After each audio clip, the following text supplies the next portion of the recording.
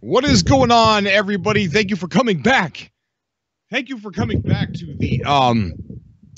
the morning show with Cobra TV. You have no idea how hard this was to get to this point. And as you can see with my camera, something's going on, and I don't know what it is. But that is just half of what I had to battle just to get here today. To get here to where I'm at. An ice storm. Everybody's wrecking all over the place. It took me almost 2 hours to get home. I lost the chance to get Keep Calm and Game On, Adam from Keep Calm and Game On, and probably just Jared on the show because it took me so long to get here. And let's go ahead and add the chat on here. There are technical difficulties everywhere. When I got home, I got this cryptic message from the TOG guys. You know, the TOG. And they're the ones that found all the glyphs for us, right? And I got this cryptic message from them. And hang on a second. Let's get this we're going to get this right here.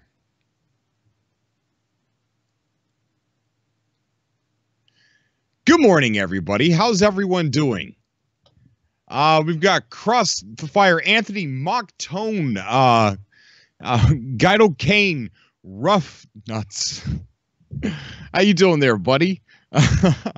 All right. So battling traffic to get here, we had an ice storm, and people are sliding, going off in the ditches, crashing, and everybody's driving slow. There's traffic jams. The freeway's a parking lot. And then I get home and I'm trying to get ready and everything. The camera's shaking. I can't figure that out. My drivers started updating on my computer.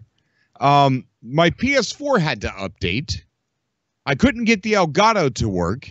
OBS was running twice, but I couldn't find out where else it was running. But I found it.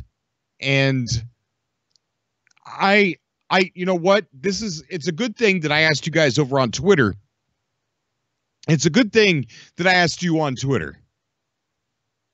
That I want to know what boils your blood in gaming. What makes you upset about the current state of gaming, or something that is just being done as a practice or whatever. I want you guys to come on the show today and talk about that. And now that I'm all upset and I'm pretty mad, as you can see, I didn't even have my bowl of cereal. So I don't know what's going on with the camera. But I'm going to need your help to guide this show because I don't have any co-hosts. So if anybody out there wants to call in, I beg you, please call in so I have somebody to talk to. Otherwise, I might say some things that I might regret about the day and about gaming and about traffic and about frozen water and about this weather that we're having in March. Hey, okay, let's back up. Back up the bus. All right, just let's just back it up. Okay, now, TOG, you guys remember them? They are the ones that found the 14 glyphs for us. And we went through that portal and we got our glyphs. It was really cool. It was really easy. Even a Cobra could do it, right? I did it. I got all my glyphs on normal mode pretty quickly, too. And I got my screen small right now because I'm about to show you something because I don't even know what I'm about to see. I could be getting trolled by the TOG guys, but I doubt it because they're really cool, right? Really cool guys over there at the TOG. So he gave me a message, and I'll show it on the screen here in a second. Let me go ahead and read it. Spam on the phone.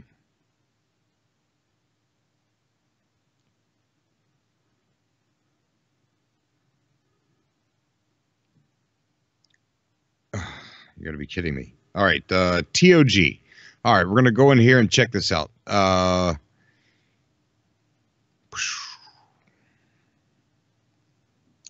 Nothing's working today.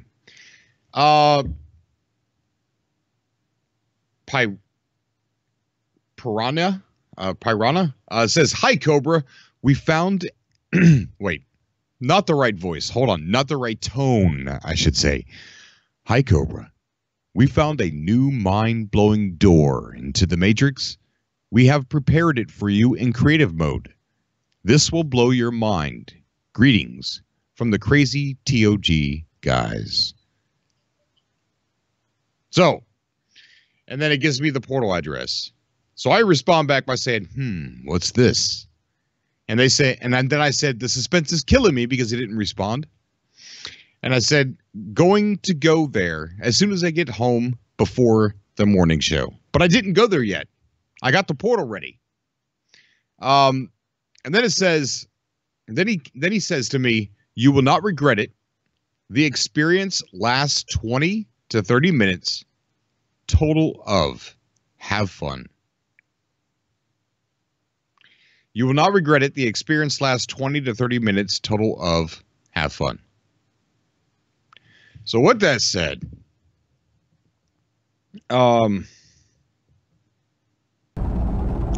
we are at the portal. I got the address put in, and we're going to go through it and figure out what's on the other side.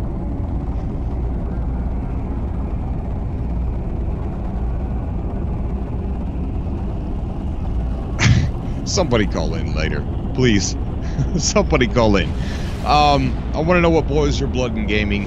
I also want to talk about a little bit of No Man's Sky news that we mentioned a couple days ago in the Subcast. So I'm going to close this out. It's over here. All right. I'm going to take the chat off here for a second. Yeah, I'm going to take the chat off. We're going to put it back on. I don't know what's on the other side of this portal.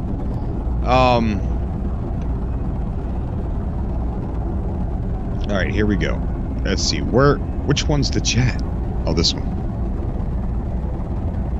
And you know what? I'm going to take me off here for a second, too. So that way, if this is really mind-blowing, a door to the Matrix, then I want to see it. I want everybody to see it. Okay, so we're going to go into a different screen here. All right, so we are about ready to step through this portal.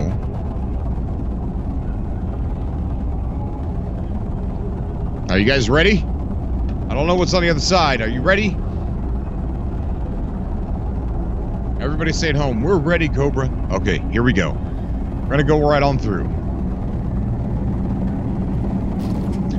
Watch the entire PS4 just freak out. I'm gonna light a cigarette. 20 to 30 minutes this is supposed to last. 20 to 30 minutes.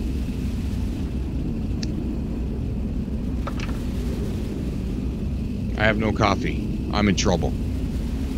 I haven't even had time to get coffee. Oh boy.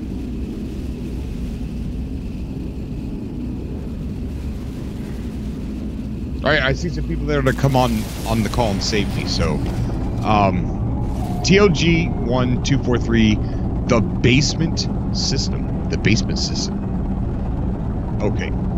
So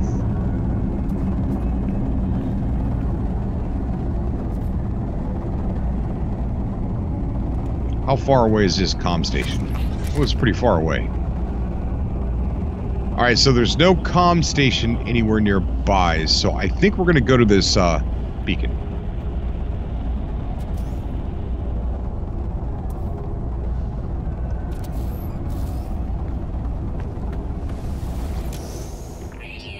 Alright, so, well, how far away is the beacon? Well, how far away is the comm station on the exocraft? And how far?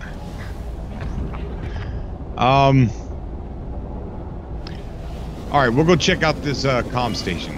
Now, we're gonna go to the beacon. We're gonna go to the beacon. I think that's why we're here.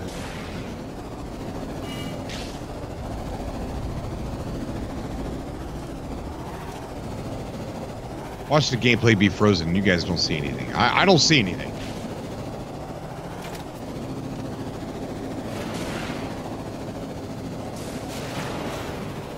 Let me double check, make sure you guys can see. I don't know.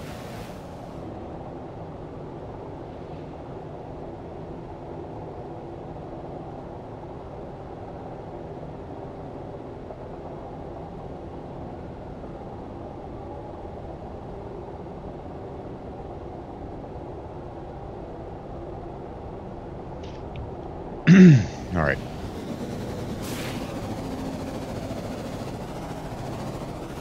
Okay, the gameplay is planned. Good. Fatal. Oh my God, Fatal wants to come on the show. And Christopher Brown. Guys, I'm going to get you on here in just a second. Wouldn't it be funny if it said it lasted 20, 30 minutes because it took 20 to 30 minutes to get there?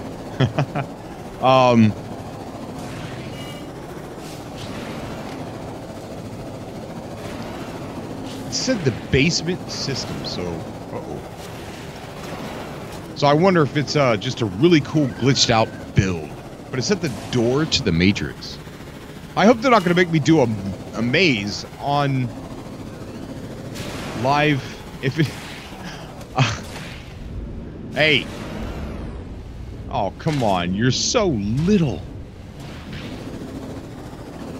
All right. Let me get over here to what this is, Fatal and Christopher, and we'll get you guys on the show here.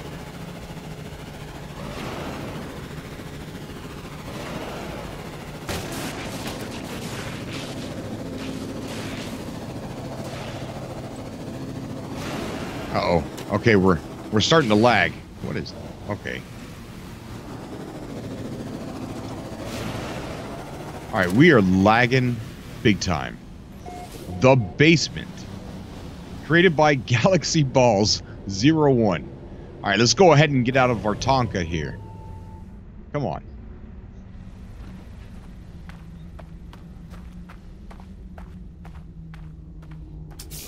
Start the race for the special trip.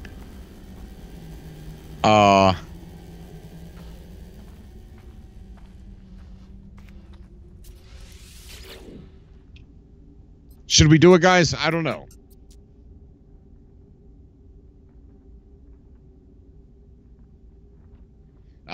Let me know if we should do it. I'm not sure.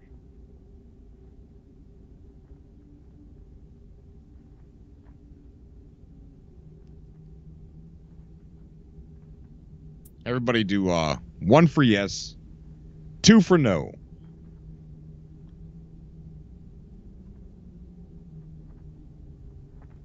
All right, Panda Poopy says yes.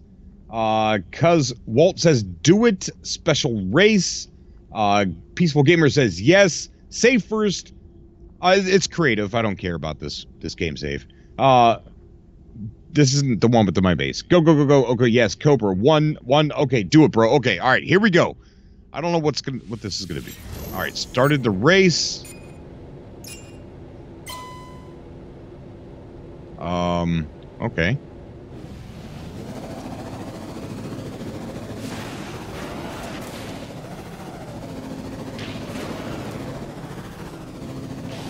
Well, now, wait a minute here.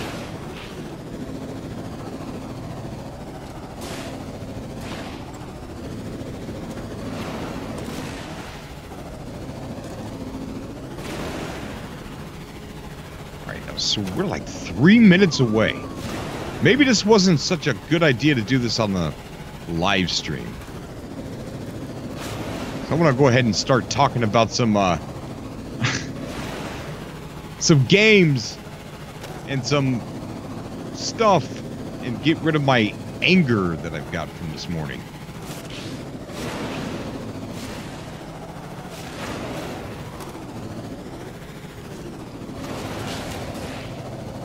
This is a really cool looking planet though, isn't it, guys?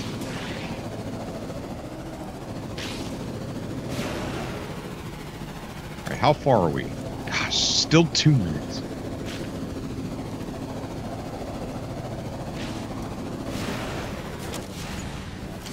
You ain't no Spider-Man. Hey, can we go through here? That's not a good idea. Let's go around.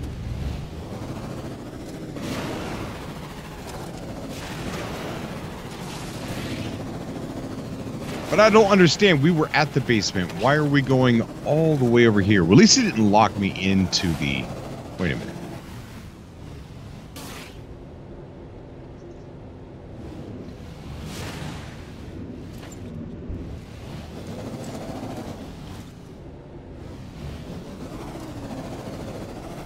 Alright, so I think we need to go up.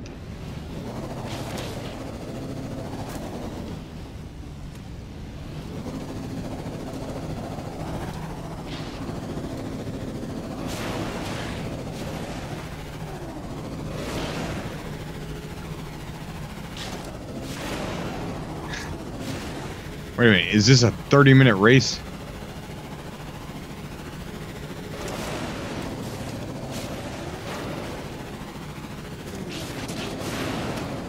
Oh, talk about the game Dreams. Ooh, yeah. That is going to be mind-blowing. I'm telling you what, man. Yeah, we'll definitely talk about Dreams. But I want you guys to come on the show here. If we don't see something here in a second, I'll record this and do it later and then just upload a video. Okay, we're 50 seconds away.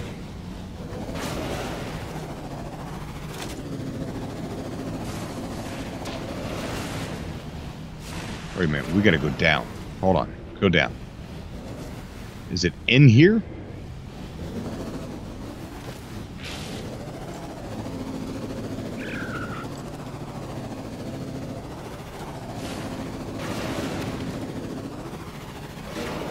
Alright, so there's something... Okay, here's the checkpoint.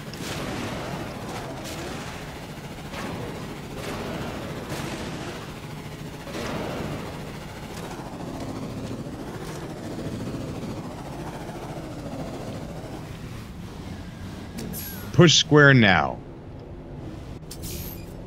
Whoa.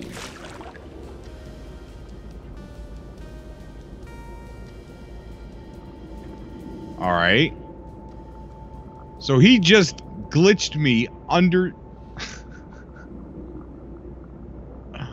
My dude at the TOG. Wait, what's going on? Why is it lagging?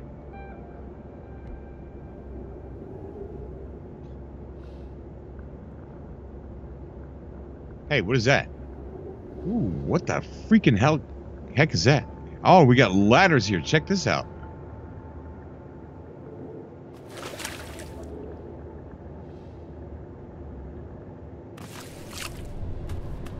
Oh, that is cool.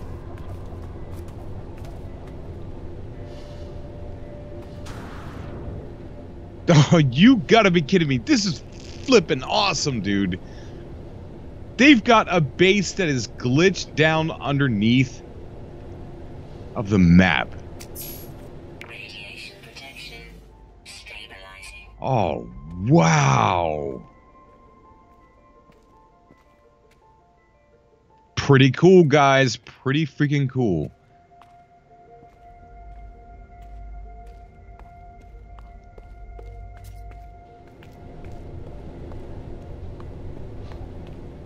And, okay.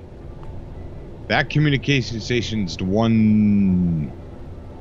So, what happens when we...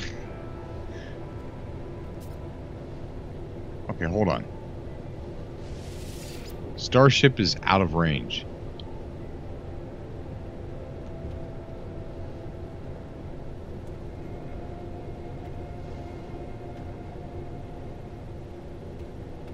Alright, so we're trapped. Radiation protection stabilizing.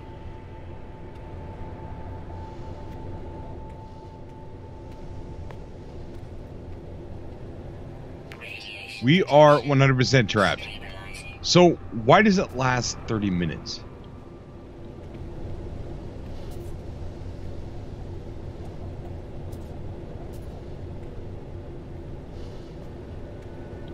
Okay. Yeah, not sure if I missed something up here or not. Alright, so we're gonna go ahead and... This is pretty cool, man. Good job, guys, at the TOG. Great job. It's pretty freaking cool, man. Start the race for a special trip. What race? Oh, okay.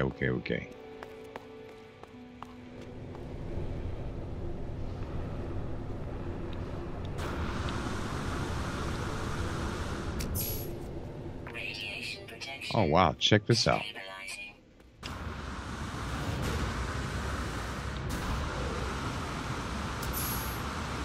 Okay, so we can't get up there. I think it's because there's a ground there, huh? All right, so really freaking cool, man. That's pretty awesome. We're gonna go ahead and start the show. I'm gonna get Fatal and Chris Brown on the call here, and we're gonna go back to my glitchy camera. I don't know why it's glitching.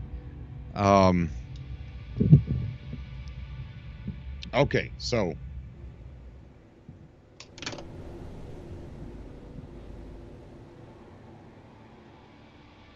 there's that, and then there's that. All right, so pretty cool. Congratulations to TOG, guys. I probably didn't explore it all the way. So what I'm gonna do, yeah, dig yourself out, Soneherd. Yes, I'm gonna have to get my grenade and dig myself out. So, all right.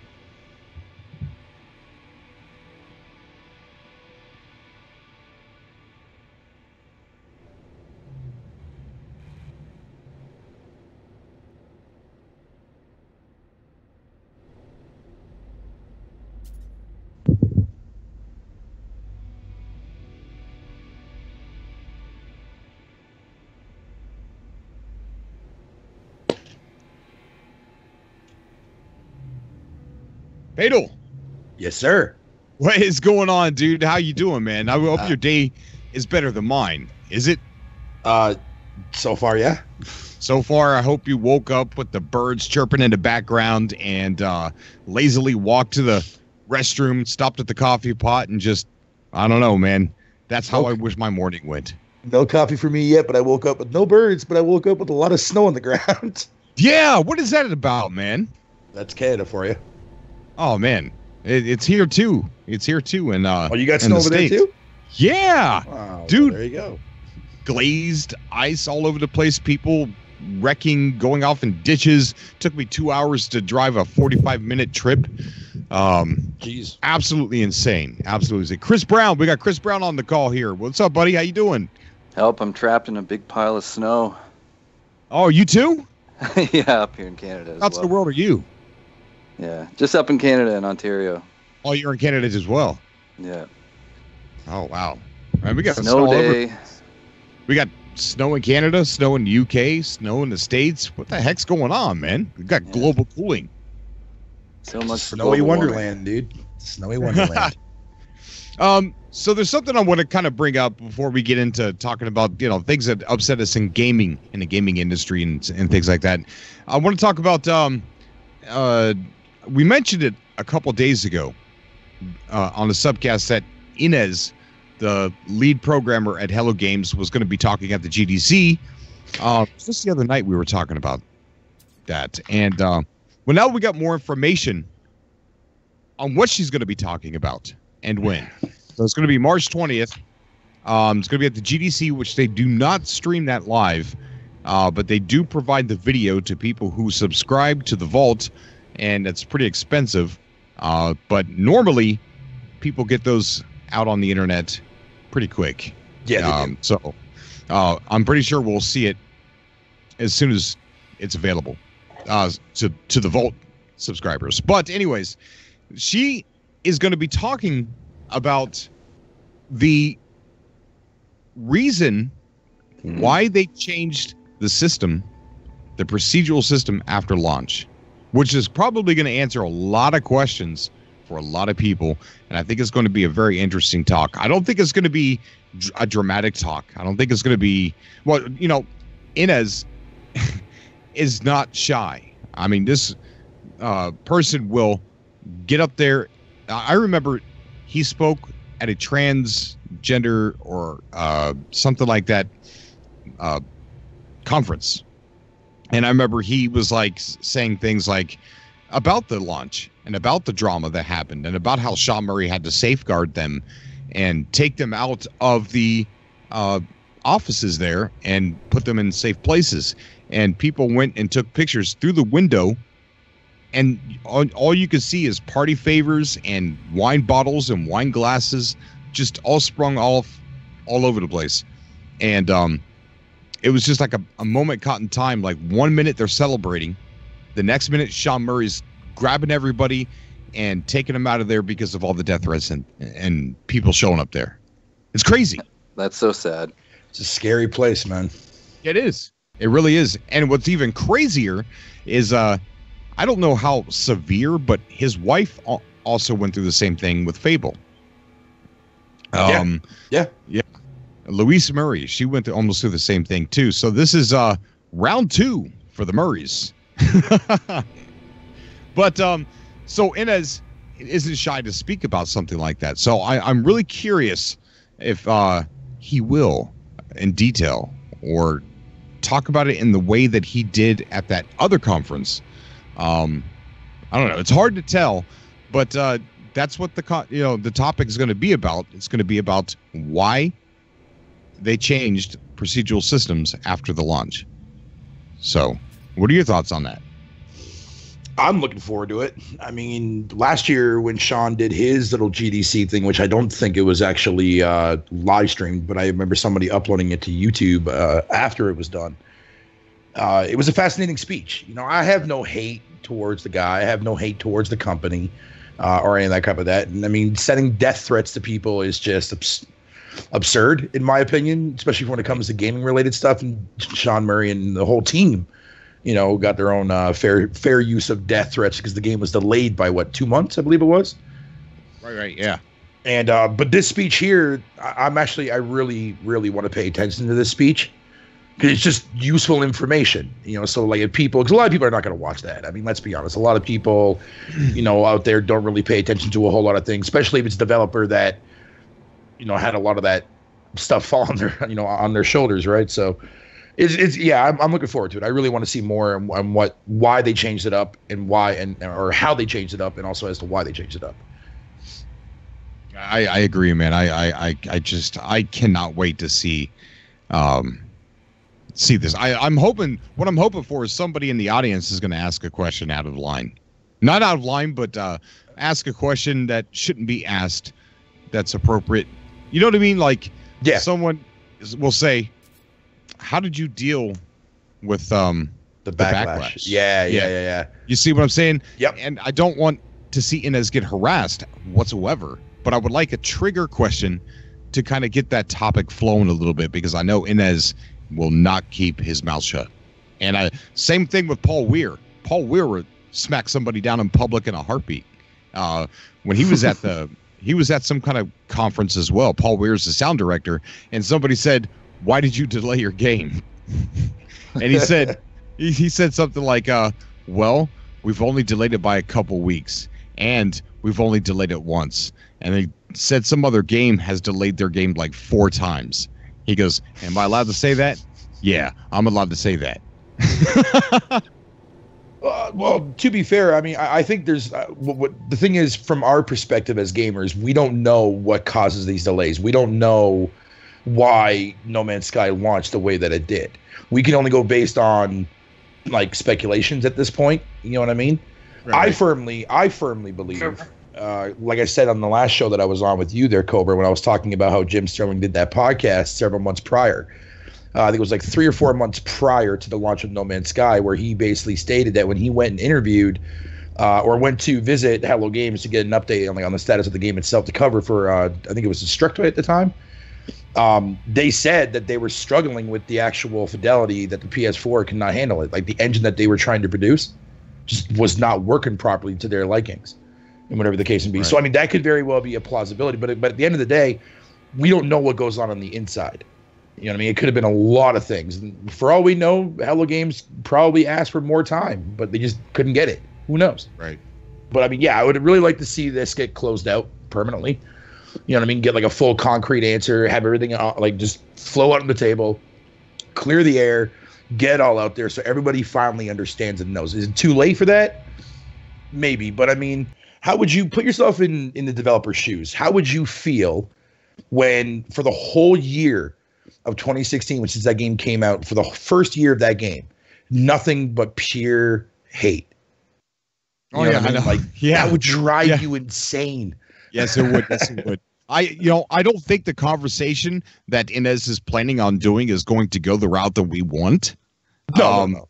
But I think, I hope that somebody in the audience is going to kind of maybe, which people don't normally speak out at the GDC. I mean, it's possible that it could happen. I hope it happens. He's going to be kind of on the topic. You know, he's going to be talking about launch, changing systems. Hopefully somebody will ask at the end when they take questions. So they're going to be in that ballpark. So I hope it goes that way. I really Somebody, do. So somebody in your chat actually said that Innis in a different conference answered that question, which I was not aware of. So I'm gonna have to see if I can Inez find that. did 2015 or 2016. Inez was at the GDC, and so was Sean Murray as well. And Sean Murray even touched on a little bit of things where he said that he had to make some tough decisions based on running out of money and things like that. And so money was another factor too. Yeah, it was. I don't know if I mean, Panda says it was addressed. I would say it was just brushed upon a little bit. I don't know. So PolPC says I'm going to do the same thing. I'm going to do the same thing they've done other years and just talk about the game. I don't know. It says that they're going to talk about the reasons and how or why they changed procedural systems after the launch. So I don't know. It's going to be interesting nonetheless. Anytime Hello Games is out in the public, I miss seeing them. I miss hearing them. Yes. Hearing them talk about the game is just amazing. And I'm going to be on pins and needles just waiting for something, some kind of clue, some kind of, something to latch onto with updates or plans for the future. We've got Jacob who joined the call, and we also have Grammy. Grammy's on the call. What's going on, Grammy? Hey, Cobra, how are you? I'm good. I'm a little stressed this morning, but I'm good. Yeah, I thought I'd call in because you sounded like you were having one of those days. Oh, man. Not only was everything trying to update at the last minute, even the PS4 and the drivers on my computer for some reason. And then I couldn't find my headphones because my kids had them somewhere. And then there was cables missing. My camera wouldn't plug in. And as you look at the camera, it's like glitching. What's up with that? Probably the cold. Because you're not used to that cold up there, down there, right across there, around there. Oh, we're used to cold. It gets pretty cold here. Me. It gets cold. We get lake effect snow. Lake effect. Oh, that would definitely be pretty high up there on the cold factor. Yeah. Well, and deep in snow too. I mean, we get buried. So, okay. Before we move away from No Man's Sky and start talking about other things, Jacob, how you doing, buddy? No, fine. Jacob. Yeah, I'm doing okay. I'm doing fine. Is this Stalin, Jacob? What? Is this yeah. This is Stalin. What? Did you used to go by the name Stalin? No, I didn't. No. Okay. Well, how you doing, man? I'm fine. Are you gonna get a PlayStation VR? Because I know you got a PlayStation 4. I don't know if I am or not. There's nothing so far that I see that would make me want one. Okay. Well, unless they came out with an update for No Man's Sky that allowed PlayStation VR. Yeah, then I would get it. But I look at the PlayStation Store all the time, Jacob, and I just don't see anything there that makes me want to go out and drop that kind of money. Nothing that I want to play at all. What about you? I'm gonna get an Oculus Rift soon, so yay, I guess. Yeah. What are you gonna play on Oculus Rift? Elite Dangerous? No. Like Gran Turismo Sport, Doom VFR, and some other games. Okay, that's cool, man. That's cool.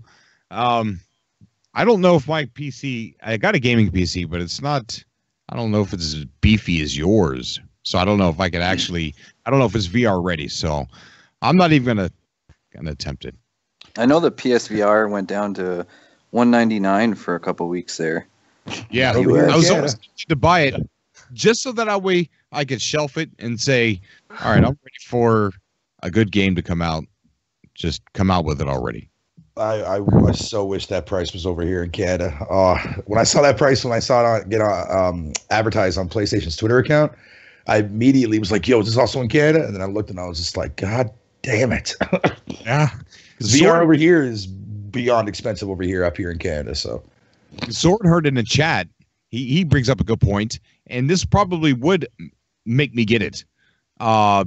Dreams is going to be PSVR. Now, that's going to be amazing. You're sitting there creating your art, and then you could actually go into VR and be inside your art and walk around your art. That, to me, is 100% worth it. And you can make VR games. So yeah, that would probably make me get a VR. I wasn't going to get a VR. My son wanted one, and I asked for one for his birthday and might maybe get one. But Dreams would probably be the one thing to be inside your own art would be kind of cool, I think. yeah, that's going to be an amazing concept. In a very LSD kind of way. Cobra, have you played the PSVR some of us before? have already been there in that experience.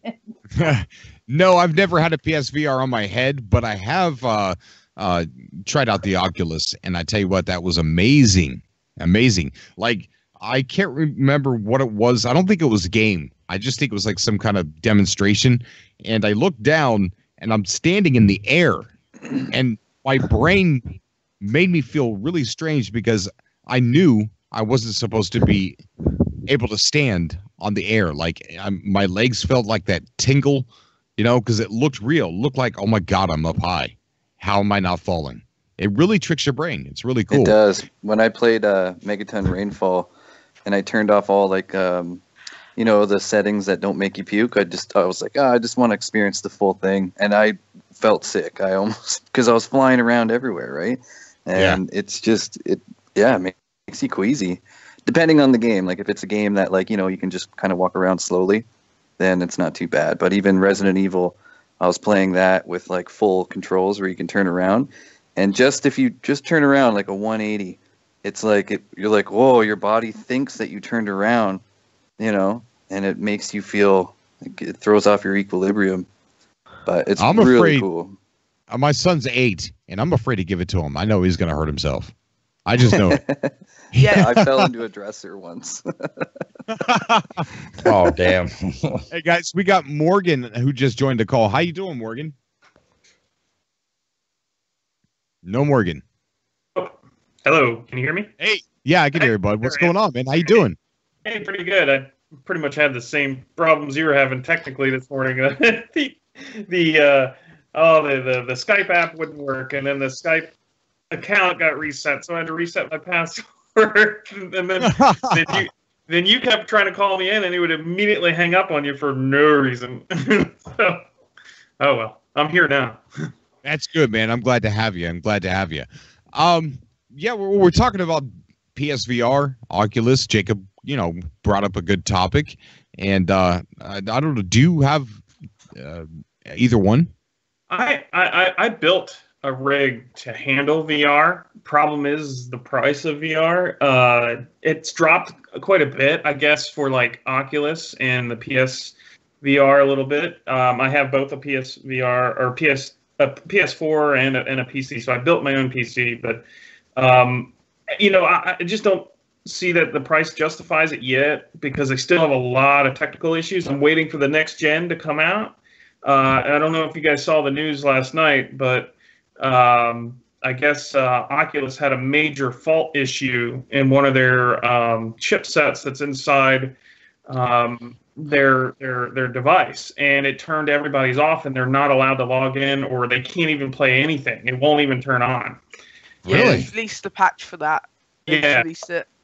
So there's a lot of that, and I saw the release of it and everything. I read the story of what happened. There's a lot that they're still learning about their software, and I think when the next generations come out, they'll be, you know, comparable or maybe even cheaper, and at least in their builds, and you know, they'll be more accessible. I think the part that, and you brought up a thing for Cobra about, you know, what are you mad about? Well, there's two things. One is you know, obviously everybody's, which is microtransactions, but the other thing is you know, VR, it's kind of a catch-22. They keep saying, well, not enough people are playing. I said, well, you're not making it accessible enough. I mean, if you guys made it accessible enough to people, they'll play the games. It doesn't make sense to to put these things out at premium $1,000 prices, because really in the end, you're spending over $1,000 just to get your VR system to work. Whether it's buying the system, buying the components that you need to use the system, getting your PC upgraded enough, it's a pain in the neck. And to sit there and say, and I got really mad yesterday on my Facebook feed or social media feed. You see, that the new low price, and it's not the Rift, but it's the Vive putting out their advertisements again. And it's like they're acting like as if they made a huge sacrifice by lowering it, to like, only $600. It's like, well, you don't get certain things with that package now. You don't get, the sensor package and some of the other things that you need to even make it work. So it's like, guys, knock it off, lower your price, put out a new generation, which you can keep at the regular price, but then, drop the last generation down, and they didn't even do that when they put out the Pro version of the Vive. It didn't make any sense. They can learn a lot from cell phone companies, because cell phone companies know what's going on. They, like a service provider, will practically give you a $500 phone almost dirt cheap, almost for free, because you're signing that contract and you're paying a monthly bill, and that's how they're making the money. They're not making money off the hardware. They're making money off the service. And somebody like Sony could lower the price of this machine, PSVR, and they could lower the price of it and make the money off the software that they sell for it. Yeah. There's probably a ton of people like me that are sitting around saying, they'll check the games and they'll say, nah, nothing good enough for me to drop that. No. Nope. It's funny that you say that, because there was one game that, if the price wasn't so high over here, that I would have easily ran out and bought a PSVR, and that was that Star Trek Bridge Crew. Because I'm a huge That is Trek amazing. nerd. I love Star Trek, right? So what was there? I think it was wasn't it back in January? I think it was January, December. Ubisoft came out with an update for that game and allows non-VR people to play it and experience. So I immediately went out and snagged it. And yeah, I can tell you one thing right now. Obviously, it gets more immersive if you are in VR. But damn, man, that game is so good, because it gives you that simulation, like you're on the bridge of an Enterprise. It feels so good, so good.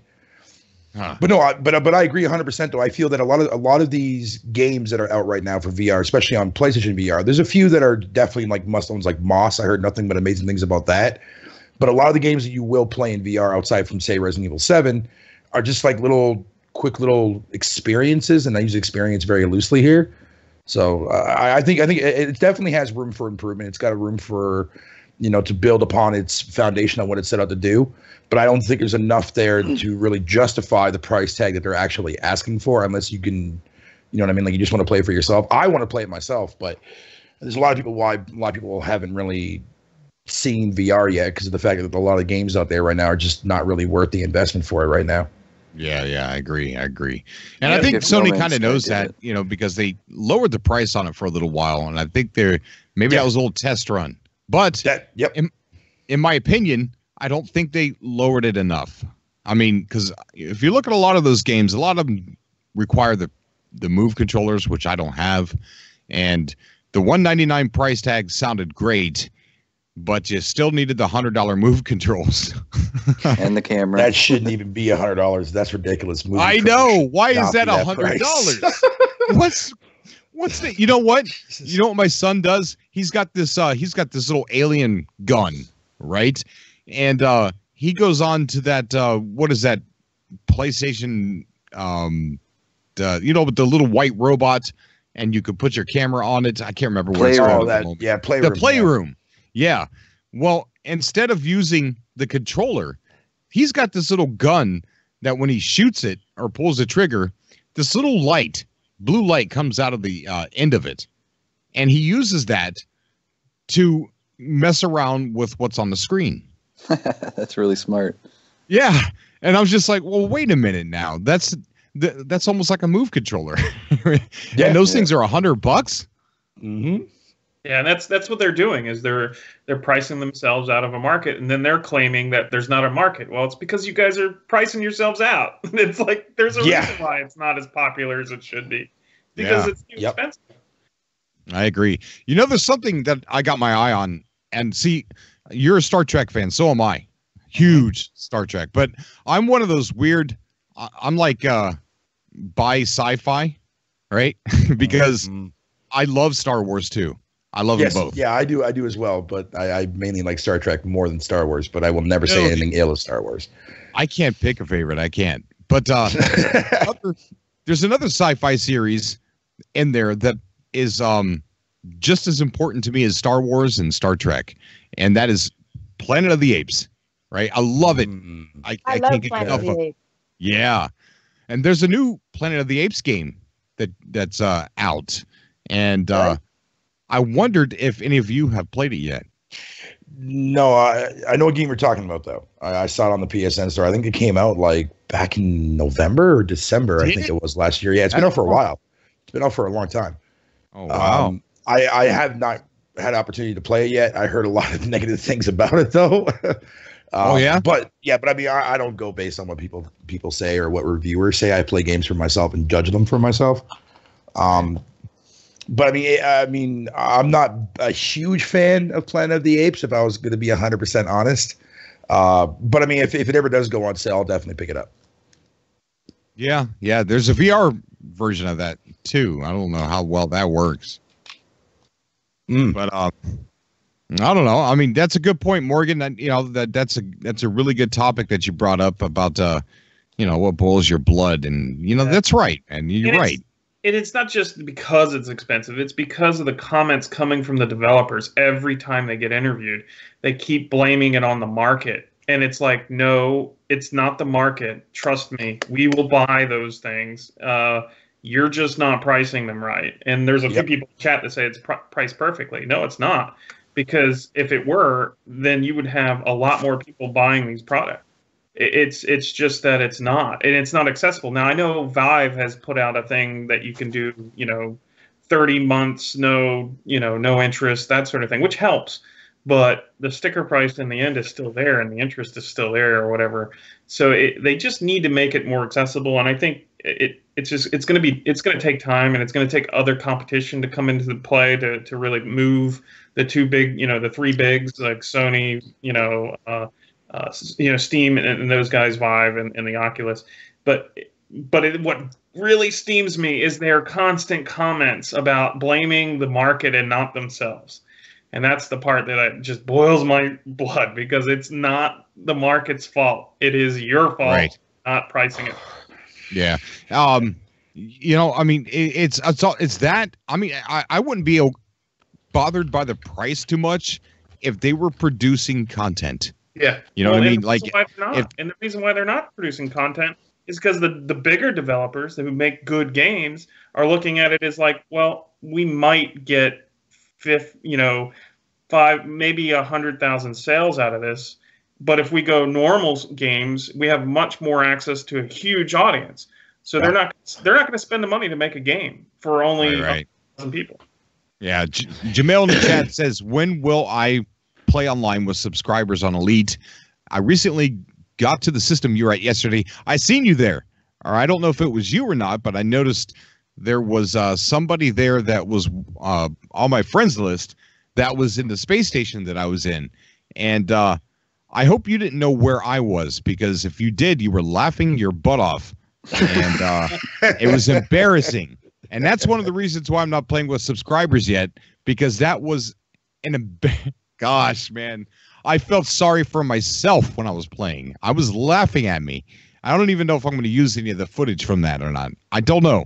It takes a lot out of you for Elite Dangerous. It took me a while to get the hang of things, and then I just installed one of those auto land pod things on my ship, and it was like, you shouldn't do that. You should land yourself. I'm like, look, man, I don't have the patience to sit there and try to perfectly land my ship. Screw that. I'm cheating. I don't care. I love it, though. I love how hard it is to land. I mean, and it wasn't that. It was I took this mission and I couldn't get to the star system. Like, it wouldn't let me set a route for it, and I traveled to the next star system that would have put me a little bit closer, and when I got there, it just would not connect a line to the star system that I needed to be in for the mission, and it was just a mess. I couldn't figure it out. I just could not figure it out. There's a lot to take in with a game like Elite Dangerous. There's a lot of stuff. Yeah, it'll take you a while. It'll take you a while to get your bearings with that game. It took me a good solid couple of weeks until I figured out, like, oh, I can do that. Oh, well, I feel like an idiot. Yeah. You know what I mean? So, but generally, when you, like, if you were to stream that game, you're going to have a lot of people that will easily help you out in your stream. That's what happened with me when I was streaming it. Yeah, I had a lot of people like give me pointers, give me tips. Very, very well established community over there for when it comes to Elite Dangerous. So, yeah, that community is definitely a thumbs up for me. Definitely. Well, that's cool. It's a tough game. It is. It's a very, very tough game, and I think it's why a lot of people are very patient with newcomers. Yeah. Because they know that they went through that exact same thing that like myself or Cobra TV is going through. You know what I mean? We know that we're new to the game, and and they want to make you feel welcomed. In a community, unless they troll you, but that happens in every game you play, right? So, Fatal, what boils your blood in gaming right now? I can give you a stack of Bible of that one. I know, I know. The main one that bothers me is this one might take you guys for a little bit of a loop here, but I'll try to explain this as best as I can. But the one that really gets under my skin the most is, these developing companies that we put so much faith in for so many generations now are now treating us like dirt. When we were the ones that made these companies into who they are today. People need to understand that these companies that we love today, like our Capcoms and our Activisions, and maybe not so much EA now, but EA is going to be in there too as well. These companies started out as as what we consider today as indies. Activision was only a 3-man team when they came out with Pitfall back on the Atari days. So when these companies, we were loyal to these companies. We bought our games from Konami. We bought our Mega Mans. We bought our Capcom, games that we love. We bought our EA sports titles every year and all that stuff like that. Now that they're like these big conglomerate companies, now they treat us like dirt. They make their games half-assed. Excuse my language, by the way, Cobra. They make their games, poorly made. They take out so much content and they sell it to you in pieces. You know what I mean? That's what makes me upset because, to be honest, everybody, but at the same time, gamers' mentality, they want this AAA experience, right? And I've always found that term to be weird because I've always looked at that as a battery terminology. But I get what it means, though. I get what it means. And a lot of gamers think that that's the way games should be. Like, every game needs to be this blown out budget, movie size type kind of game. When in reality, when you look at it now, indie devs take more of a risk, and their games generally come out with more fluidity, more of the things that play on like those things that we used to love by these companies back in the day, where these companies now, like you mentioned earlier about microtransactions. Those things should not be in any $60 game, or $80 if you live in Canada where I live, but no retail purchase game at all, period. Those belong in free-to-play game or mobile games. But why are you locking them behind an actual paywall that I've already paid you $60 for your product? That makes no sense. You know what I mean? And that's the main thing that bothers me the most when it comes to modern gaming. Yes, I am aware that a lot of these games are expensive, but it's been proven time and time again as years go by that in order to have an amazing experience with the game, games don't need to cost that much. They don't need to. But gamers thrive on that, and that's all they want to see. Hence the reason why we're sitting in the position that we are today. That too, that they're spending too much money on these games, and they're staffing them with too many developers, like 100-man teams, even more than 100 people. Yes. And so they're spending $80 million, $100 million on these games. And then you got somebody like Hello Games come out with one of the biggest games, and I mean big by size, and ever almost, and with a lot of content to it. And a lot of people speculate that some of that stuff was organized and paid for hate. Started people starting fires, instigating some of the stuff on the internet to kind of discredit them, because they were accomplishing something that these AAA companies couldn't do or couldn't live up to. Now, when you hear the term, for everybody that's in the call here, I just want to ask you guys a question real quick. When you hear the term AAA, right, you automatically think that that's a game that's going to be priced at a $60 price tag, correct? Yeah. So would you guys think that like almost every game that does come out at a $60 price tag is equivalent to a AAA title? No.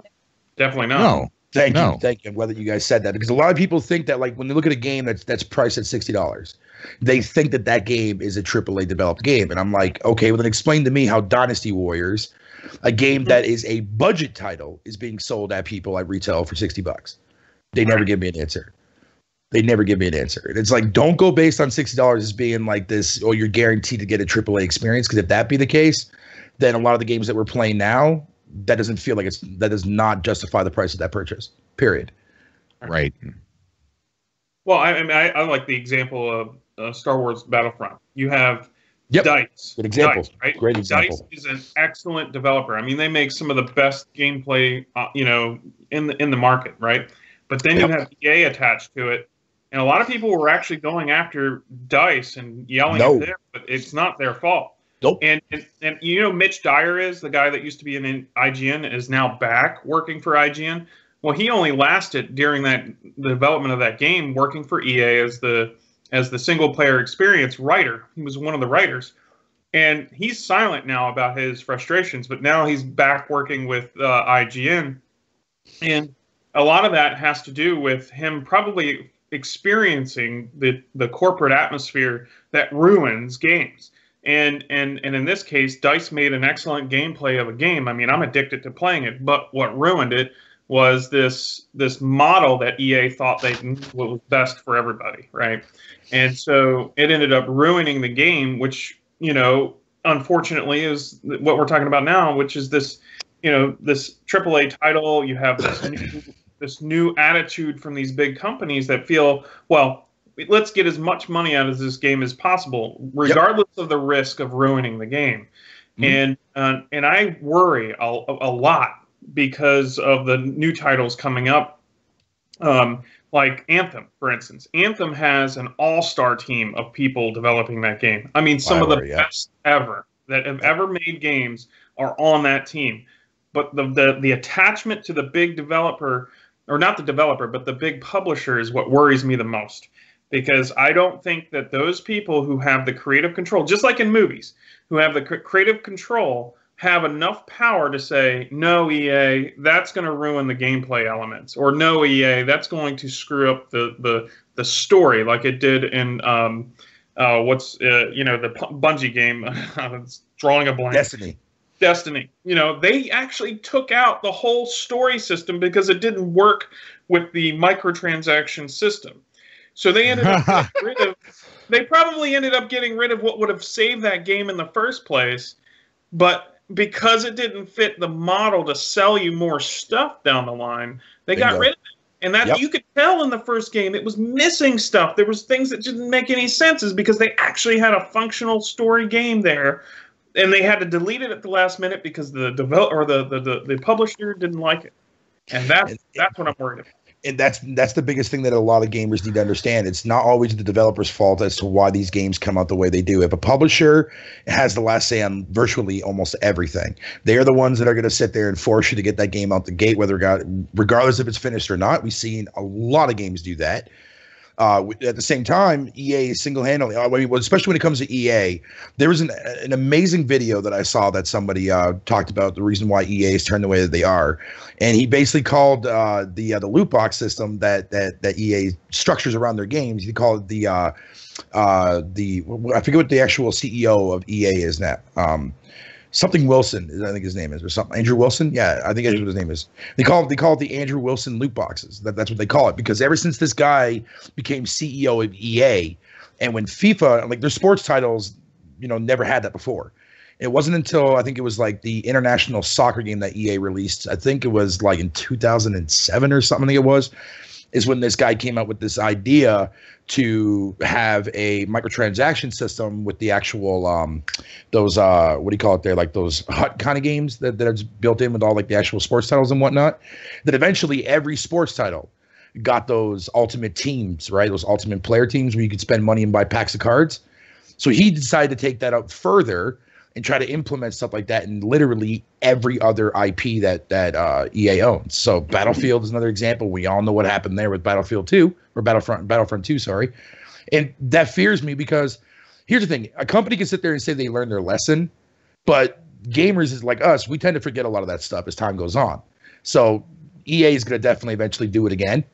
And it's only a matter of time until they do. And then people are going to backlash towards it. And then another year down the road, people are going to go back and continue playing EA games like nothing ever happened. It's like it's called battered gamer syndrome. Thank you. There you go. Yeah. Yep. Yeah. And to me, that's kind of sad. But one more thing I want to bring up though, as far as something else that really ticks me off and brings my blood to a boil, reviews.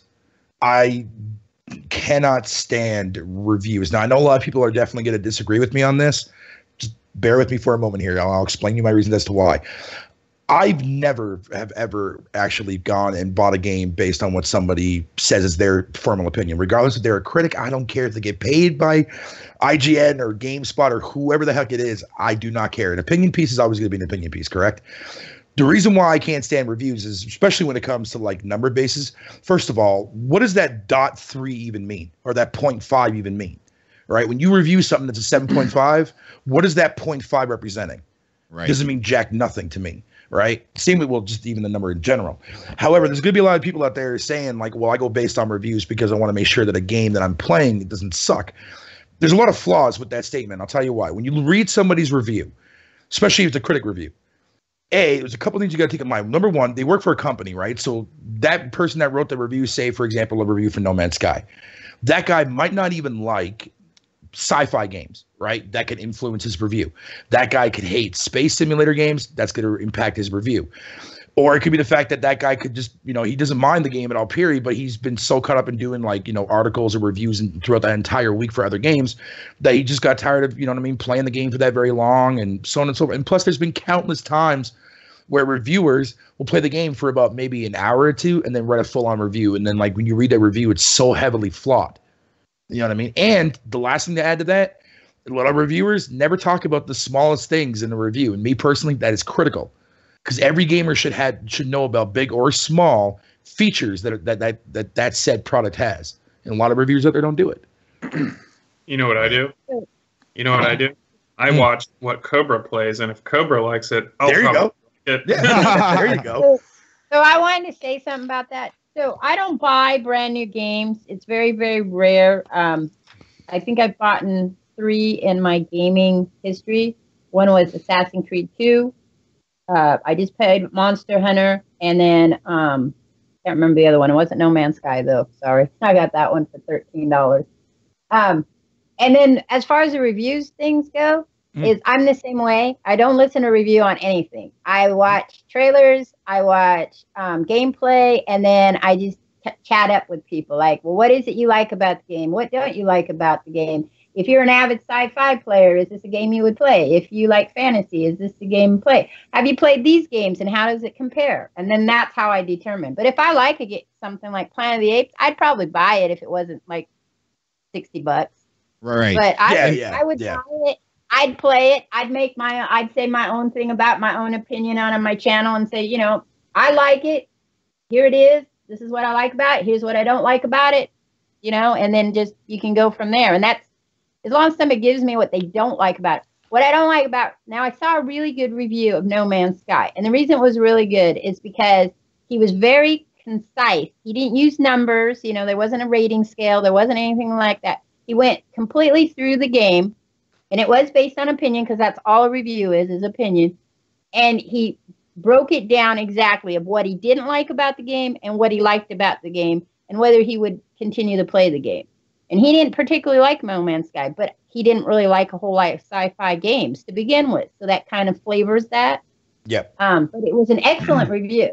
I mean, there are good reviews out there, but the person that reviews it has to be able to see both sides. You have to give a plus and a minus on it. And then you have to state why you're giving it the plus. Yeah, and your minuses also have to make sense, right? I mean, like if you're reviewing a game that is based on like, I'm going to use the Pokemon one there that they used when like the game was designed around like, I think it was Sapphire, I think it was, or something. It was one of the ones where it was water themed, right? And so when you read the review and you look at the negatives and they give one of the negatives to too much water, how can you take that as a serious review? Like you're reviewing a game that is designed around a scenario of water, and yet you give it as a negative. What in the holy hell? That makes no sense. That makes no sense. Apparently.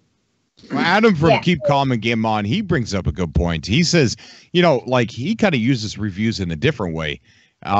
He says that when the general public normally doesn't like a video game, and I'm the same way, I end up liking it. He ends up liking that game. Yep.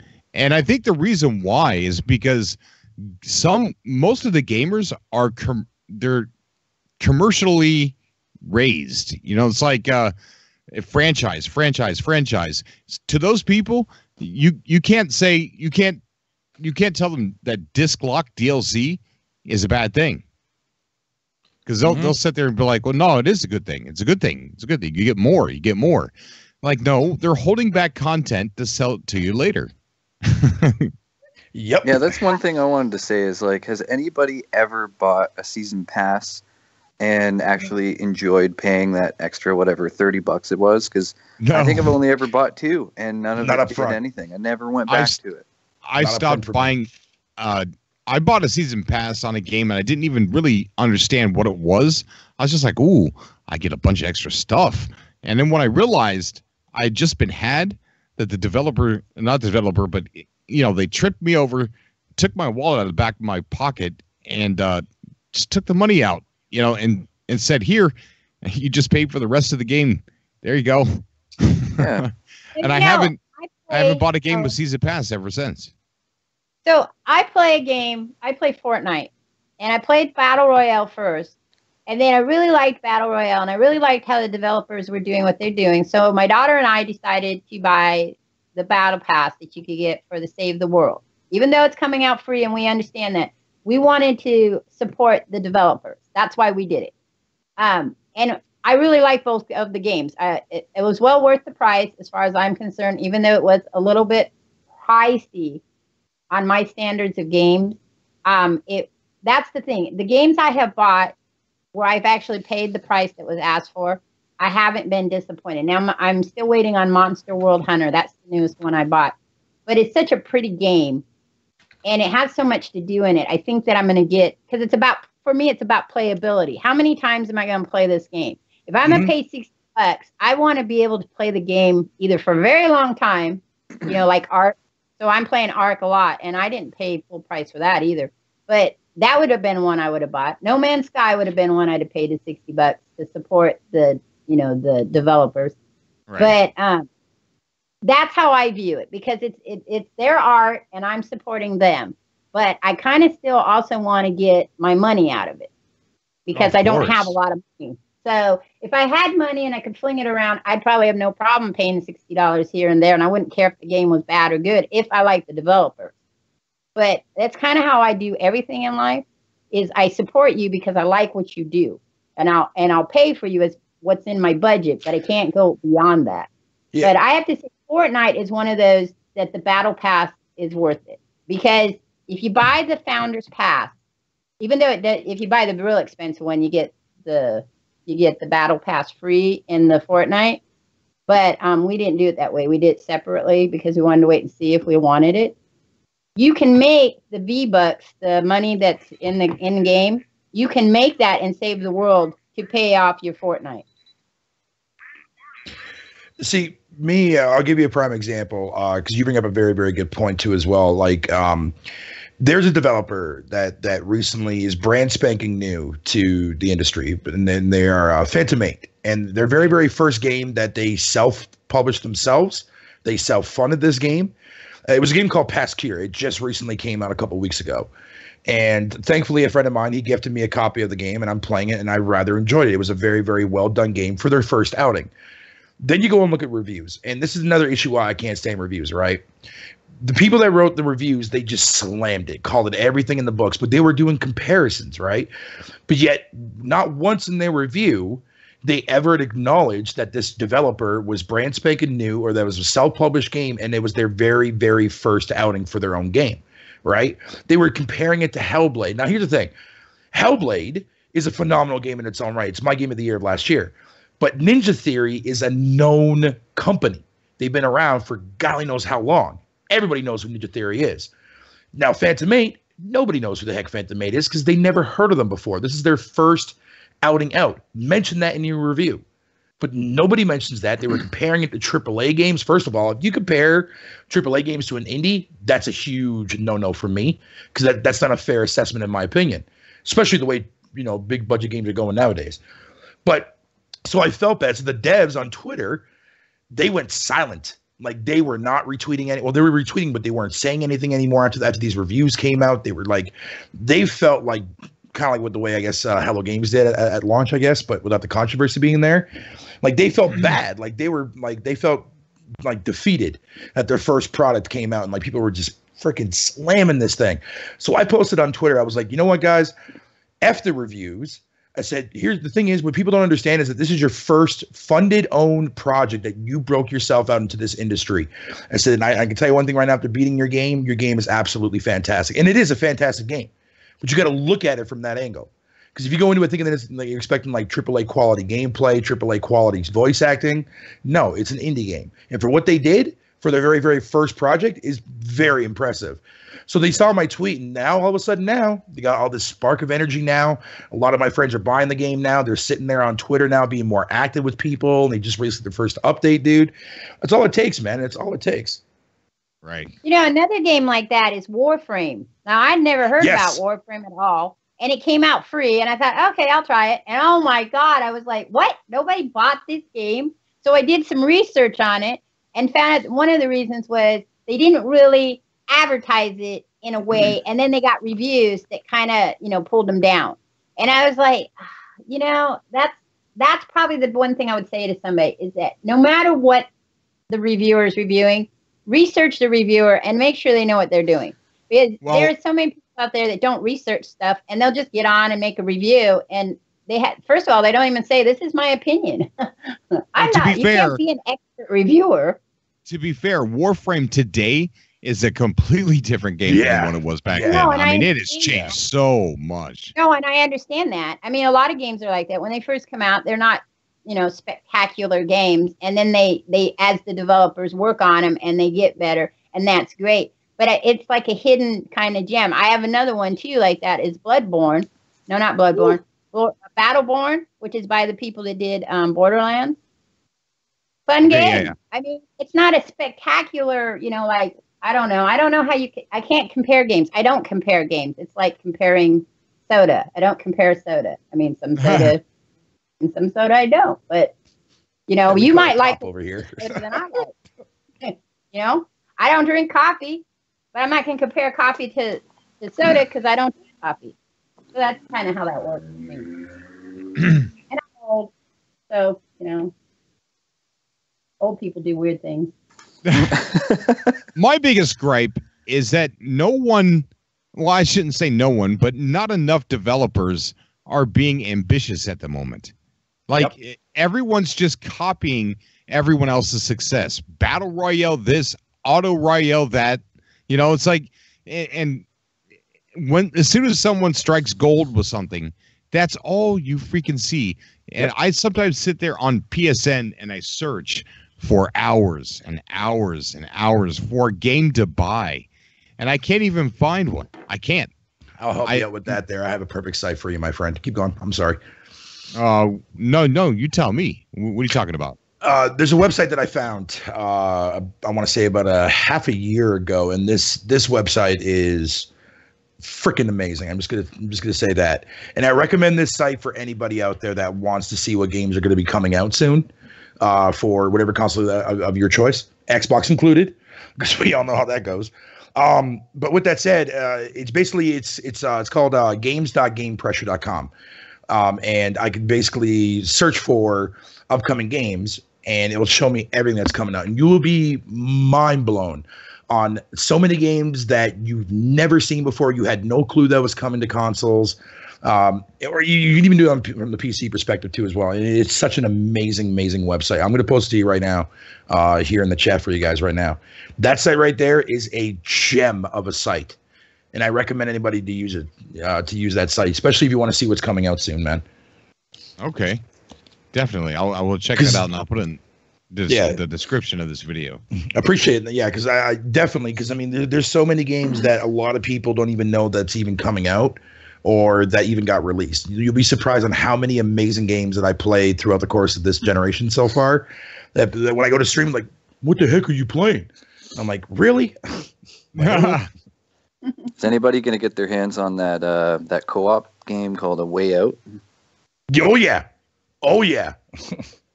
I've seen a Way Out on the store there, but what is that all about? Oh, sorry, my phone cut out for a second there.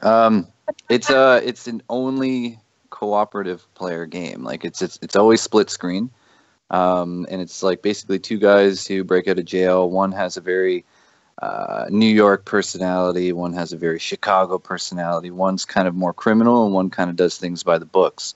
And it's always split screen, and there's kind of every choice you make. So like I could play online with somebody, or I could play on the couch with somebody, but you have to play with two players. So it's pretty cool because depending on, if you go guns blazing, then the story changes. And it's basically two guys just trying to escape and get out of jail, and probably, I don't know the actual entire story, but I would assume one guy's got to get back to his kid or something, and the other guy, they help each other out, or you disagree, and it's as far as I know, it's the only has to be played cooperatively, and it seems very, very cool. Yeah, you can play it by yourself. Just play. Yeah, you can play it by yourself, but it's going to be done in a split screen, like AI cooperative fashion. But you can also play it local player. You can also play it multiplayer. And one of the cool things that surprisingly EA actually allowed this indie dev to do this is that when you buy the game out front day one, you get access to this this little key token that you can give to one of your friends, and your friend can pretty much basically download the game, not for free kind of, because it's locked, but it's there so that way you can download the game and actually play that game co-op with your friend that does not own that game. Well, it's a one-time use. Yeah, no, I think they said when they were releasing it, this was a while ago, I think it was back at the Game Awards, and he said that you don't even have to own the game to play it with another player. Yeah, they'll just stream it with you. Yeah. Yeah. Yep. So if the other person doesn't have it on PS4, it doesn't matter. You can just stream their copy. But I didn't see anything about it saying that that the other person can be AI. Is that true? I read somewhere that that there was something like that, because I do remember seeing a written article or written interview with him, the infamous guy from the Game Awards. He said that he said hilarious. He cracks me up. That AI, if you play by yourself, it's like the other person is an AI depending on who you choose. I don't know. I could be wrong. I might have misread it, so don't take what I'm saying at face value, but. Yeah, no, either way, no, that'd be great, because in case like you can't find another player to play, or if somebody doesn't have PlayStation Plus and you're just sitting at home and you want to play this game, that would definitely help out. Yeah, for sure. That game is definitely, but see, that's another thing too as well though, Cobra, man. It's like games like that, new stuff. You know what I mean? Because you're going on what you're actually saying about these third parties not being creative anymore, and they don't want to take that risk. Remember last gen was the generation of FPSs because of Call of Duty success. Right. Now we're starting to see that trend with with games that come out like what do you call it there? Friday the 13th, for example, those types of games. Evolve started it, but Evolve gave that genre a bad taste. The whole entire 4-on-1 or 6-on-1 kind of thing. Yeah. Friday the 13th comes out, brings that back in the spotlight. Dead by Daylight does the same thing. You're going to start to see a lot more of the games in the future come out like that. Battle Royale games are starting to get its vast popularity going. A lot of people like to copy off trends. And and I do agree with you 100% on that, man. 100%. Cobra? Yeah. So, it's not just games that people do that. History is that when something good happens and people are making money on it, everybody else wants to do either the same thing or a spin of that. And that's just human nature. That's been going on forever. It's probably why we get such great inventions and things. We get a lot of shit too. Sorry. That's friendly. But we get a lot of new things too that come from that, because somebody looks at something and says, God, I can do that, but I can do it better. Right. or I can do it different, or I can do it, you know. And I think that's kind of like, I always think of like Hello Games. I think that's how Sean Murray, he saw something and he's like, I really would like to do that, but I can do it differently. I can do it my way. And then they push forward. And those are the people that get slammed a lot, but everybody wants to copy them down the road. So Right. it's just the way that we are as human beings. For whatever reason, it's how our brains work, is that we don't like change, but yet we crave it. But when we get change, then we want everything to be like that change. So then we get back into that rut where everything's the same, craving change again. When it comes, we don't like it. We bash it a little bit, and then we want it again. It's just the way the human brain works. And I think it has to go back to when we were little clans and we kind of had to stick together. So change saved us in some ways, but it also could cause the clans to break apart, and then that you lose kind of connection. So it's just this way that it's enclosed, it's in cars, it's in computers. Somebody comes up with a great idea, we all run with it, and then everybody makes 50 million copies of it, and everybody's happy because they do it in a wide range of cost effect. Like people that are on one end of the cost can buy something that was made, you know, at a higher level, or people at higher level will copy, you know, cheaper things. It's Right. just kind of the way human minds are. I like odd games. My son got this game called Overcook. Have you seen it? We play it on the channel. It's good for playing with somebody else. I mean, it's really hard to play by yourself. But it's a good kid kind of game. Huh? You have? Yeah, I played it by myself. Yeah. Did you do good? Yeah, I beat it entirely. I got all the trophies for it and everything.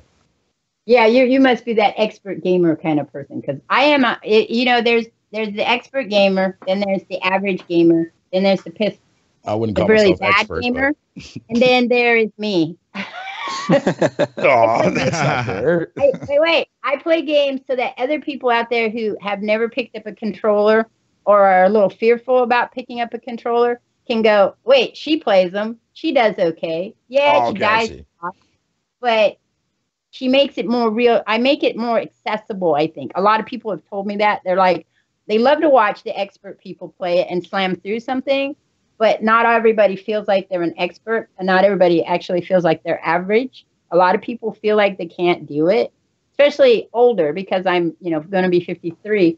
There's a lot of people, especially women, who just won't pick up a controller because they're just afraid they're going to look stupid. I'm like, oh, I look stupid every day, so it's okay. Just go ahead and play it. You know, if you have fun doing something, it shouldn't matter if you're 53. You should be able to play hopscotch out in the road, or play dodgeball with your kids. Right. Yeah. So, roller skate, or be in a, you know, do something like that. I have to go now. It's time for me to stream. Okay. I jumped in because you sounded like you were lonely and it was a bad day, but you got a lot I of was, people. and it is. There's some people here that have really, really great ideas and are much more into the whole gaming thing.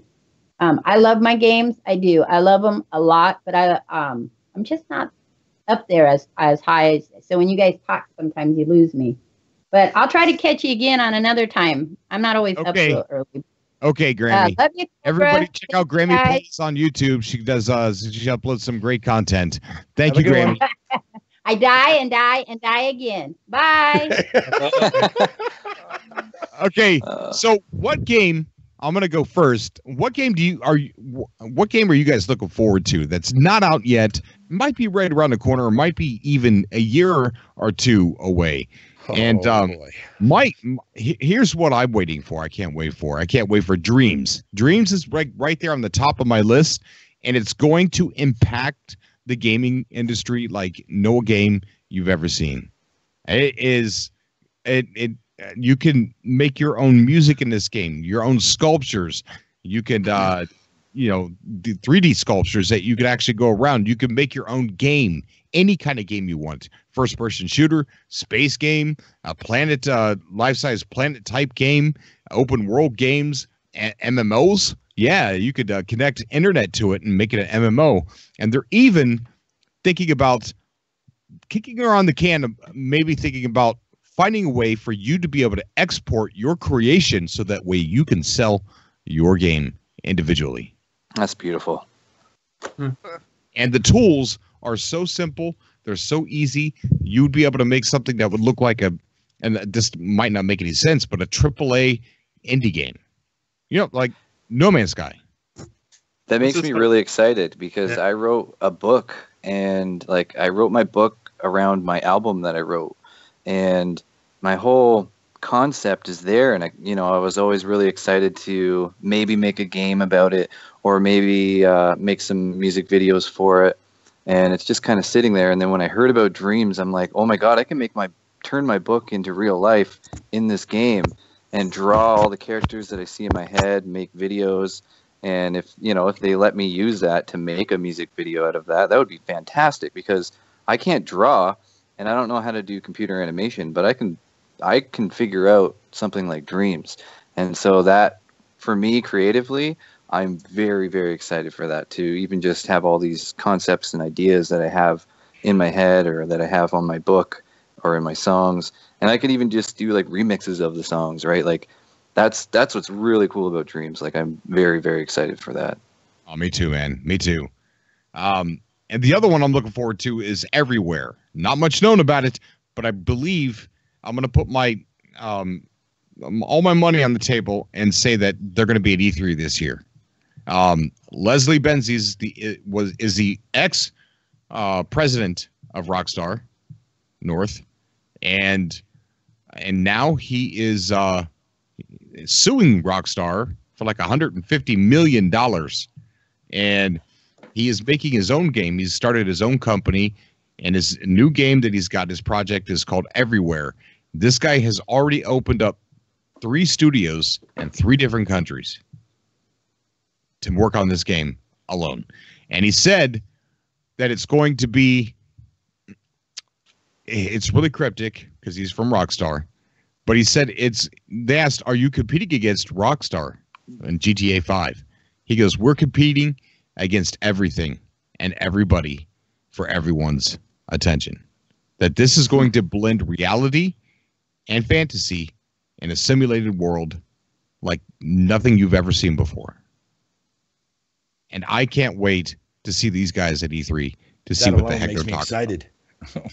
Oh my God, yeah. You not even, I haven't even scratched the surface of some of the stuff that this guy said. So he said, is it going to be multiplayer or is it going to be single player? And his response was, I see a world and a game, or I see a future and a game that you don't have to choose that like as an option. You either want to or you don't want to. And he said, we want to blend that seamlessly, just as in real life. You want to be alone? You know how to be alone, don't you? So sort of something like that. And so he's following E3 just recently, and E3 started following him. So I'm predicting that they're going to be at E3. Now, Rockstar normally isn't ever at E3. He's ex-Rockstar, but he's got a brand new company, and he's going to need that exposure to get out there. So I really think Leslie Benzies is going to be there. I really do. And I can't wait. Yeah, I think it's interesting to see what will develop out of that. Yeah, me as well. What about you, Fatal? I keep wanting to call you Bear Hugger. Don't worry. If you do, that's fine. I'm not going to take offense. I've come to the realization I'm just going to have to accept it. No worries. Man, I have so many games, man, that I'm looking forward to, but I'm not going to list them all off here because we'll be here for like an hour. Just a couple of the ones, like the big highlights for me. What do you call it there? A Titan Quest Anniversary Edition that drops this month. It drops, I believe, on the 19th, even though that is a port of the PC game that came out way back in the early 2000s, I believe it was, or late 2000s. But I want to get the game anyways because that game was a fantastic dungeon crawler, like Diablo style kind of game. So I'm looking forward to that. Dreams is a big one for me. Since the announcement of Dreams way back when, I've been excited for this game ever since, man. Because, I mean, I love games that involve your creativity. I love games like that because you can do so much with your imagination. Concrete Genie is another one that I'm really excited for. Concrete Genie. I don't think yes. I've heard of that one. Yeah, they showed it off during PSX back in December. I highly, highly recommend that you take a look at the trailer for that. That game is going to be something special, Okay. for sure. I recently, this is the game I'm also looking forward to, but I recently played the beta for it. And I brought up in your chat the other day when you were doing the first episode of this, I think it was a couple days ago, that Robocraft Infinity. I recently got into the beta for that. I played over the weekend when actually it was during my birthday weekend, actually on the 4th. And I played that for a little while. That game, look that game up yourself too as well, Cobra. Okay. You can create your own whatever the heck you want, and then you can attach weapons to whatever you created and then go out and fight like AI enemies or people online. It's pretty well done. It's That pretty well sounds done. cool. Yeah, like if somebody wanted to, somebody can like virtually create your Cobra TV logo and then attach guns to it and then just go out and like, you know, kill people with it and stuff. It's pretty cool. It's all your imagination with that game can just be endless with that. The final one that I'm really looking forward to too as well, that should be, hopefully I'd like to see it come out this year, but it won't be. It definitely be coming out next year. 2020 is The Last of Us 2. Oh yeah. Definitely. Yeah, I'm looking forward to that. You know, I need to play that again. The Last of Us? Yeah. Yeah. That game is, I can't even begin to explain with that game. You just need to play the first 5 minutes and you're already hooked. 'Cause Yeah, right? The story within the Oh, I first know, 5 yeah, minutes so, is just yeah. beautiful. Immersive, yeah, definitely. Anybody else got any games that they're looking forward to? Yeah, man, I've got a couple that I'm following. I'll just get the AAAs out of the way, but the Ubisoft seems to be kind of correcting their path a little bit with some of their big titles. But I think I'm really looking forward to two of them. Obviously, I'm looking forward to Anthem for obvious reasons. But another one that just came up this year is Beyond Good and Evil, the new one. I forgot to mention that one. Yeah. Yes. That, I mean, it sounds a little bit too ambitious, but people they have working on it, I know can do it. It's kind of like a pet project of theirs that they've actually been working on for more than a decade.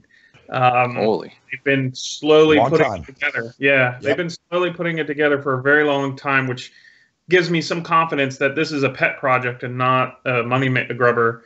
And you know, and I get it. I get why they make the other big ones because they're And it's a prequel, right? Didn't they say it was a prequel? Yeah, I guess so. It's kind of like it takes place right after, or you know, I guess when you know these animal hybrids were slave, you know, made to be slaves essentially, and now they're independent, right? So I don't know if this is a prequel. They didn't really get too much into it, but I think they made mention of that. It might be both. There actually might be a prequel and a sequel. So it's like it has story elements that surround that whole original game, you know, that was back in the day. Yeah, because there's definitely a prequel. I definitely want to know more about Jade's mother. Right. Yeah.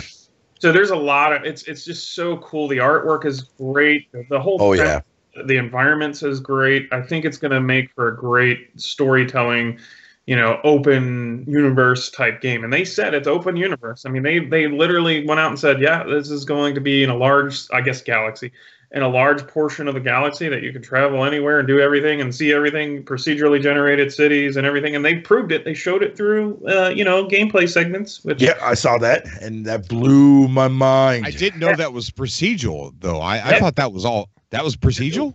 Yep. Procedural. They do have they do have crafted cities in some cases, but they said for the most part the fill-in is procedural and it's worked, and they keep tweaking it to make it better.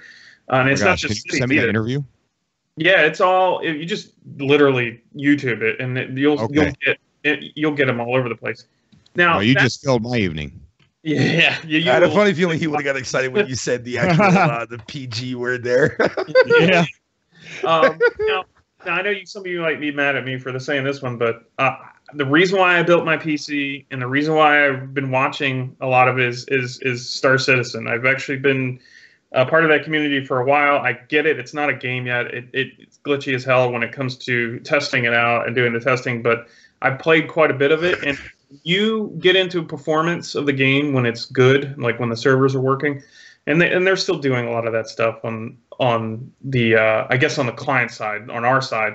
But oh my gosh, that game is absolutely beautiful. When you're playing, you land on a moon. it works. It's it's such an ambitious. I've seen a lot of the in-house build gameplay where they've gotten where they've talked to the community and they showed them what their build is and what they've been able to do, like mining and all this other stuff. Absolutely insane. I think that game eventually, the big TM soon, it should be emphasized, but but that game absolutely is so ambitious. It's got people working on it that really believe in the project. And, Chris Roberts is a fan of that genre, and he made a good genre in the past. Yeah. I think he's going to put his heart and soul into it for the rest of his life. And that's why I like that game. It is literally a project passion, and I think they're not going to quit. I think they're going to continue. No, they're not going to quit. No, this is it for him. For the rest of his life, he's going to be on Star Citizen, working on Star Citizen. I highly doubt he'll have another game. Period.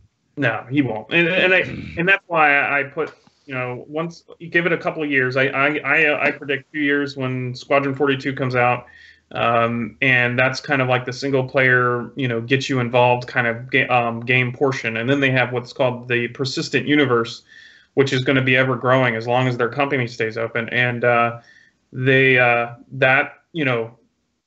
think it's just going to be so much fun. It will require hardware. They're not going to be releasing it on consoles, but to me, it's such a great experience already. Just messing around in the game and meeting up with a few people that online every now and then, and just kind of flying around doing like a cavern run on one of the moons is just great, because we would do it. It would be just like a real race, and we would show up at the location, and then we would just start racing through this set canyon that's on this one moon, and it works. It's like, wow, this is really you could tell the detail that these people are really pouring into it. It's not like a pick-up game. It's definitely going to be difficult to get involved in, but it's a simulator for the most part. But I picked up on it, and I'm a weekend warrior, video gamer. So I can't wait.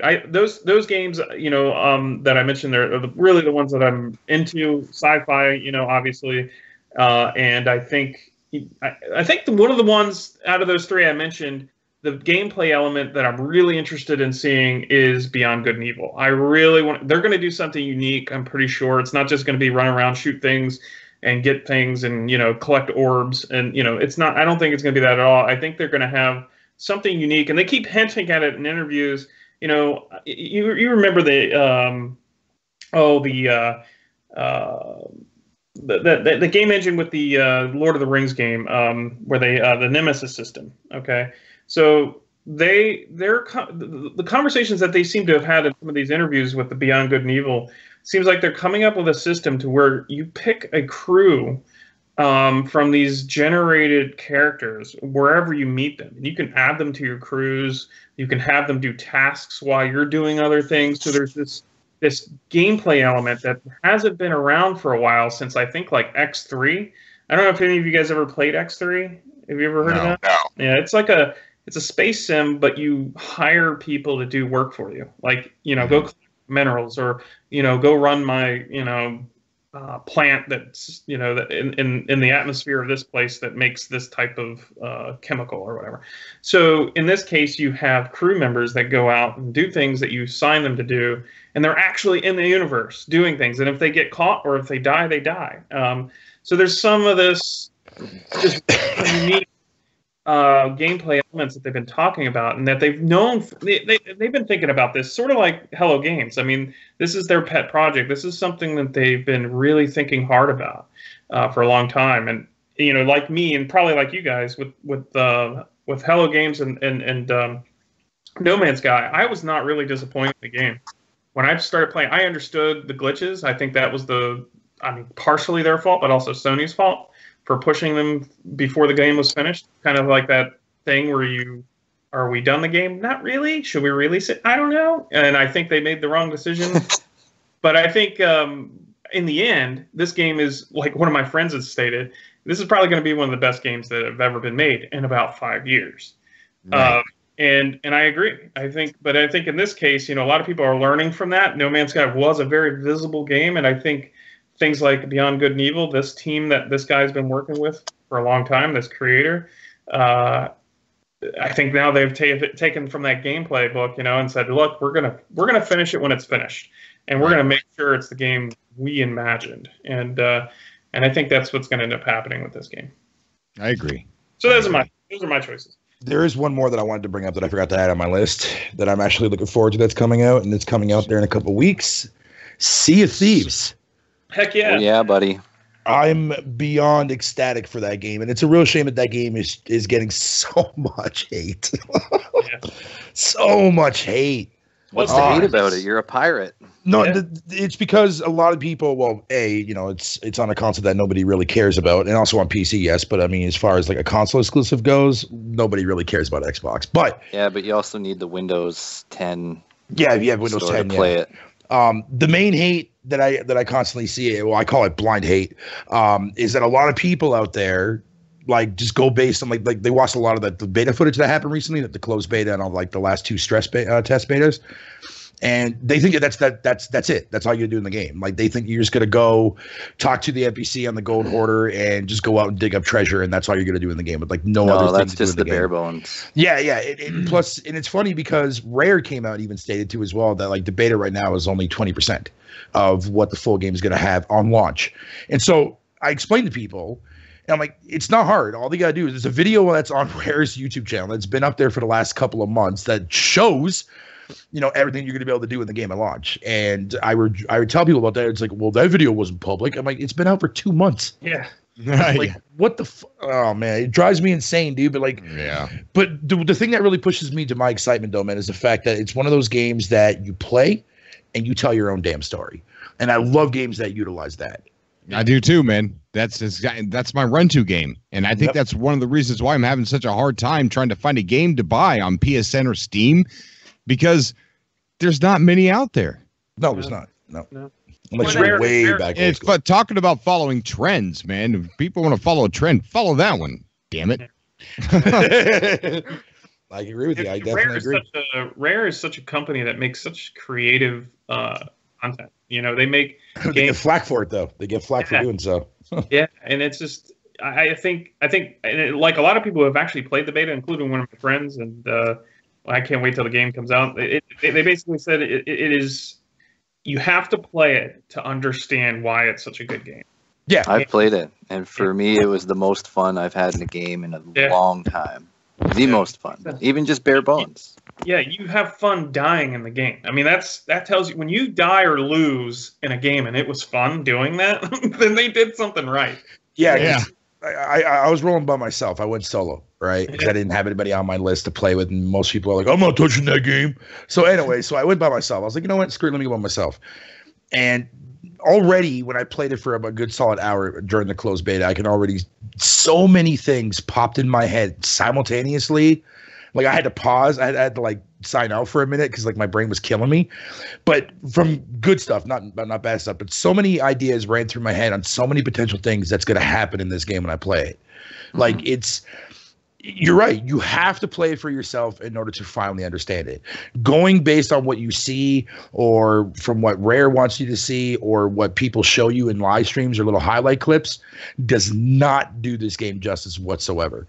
You have to play it for yourself. Then you'll be like, holy crap, now I get it. Now I see it. Now I understand why people that have played it are in love with this game. And Yeah, because you're immediately working when I together played it- as a crew. Exactly. And Exactly. if you don't, like we had a nice 4-man ship, and we had this one guy who started to be bossy, and he was trying to take over everything. He's, no, we're going over here.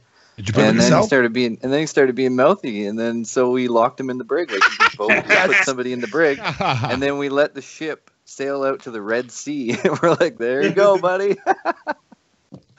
Yo, but see, drowned in the ship.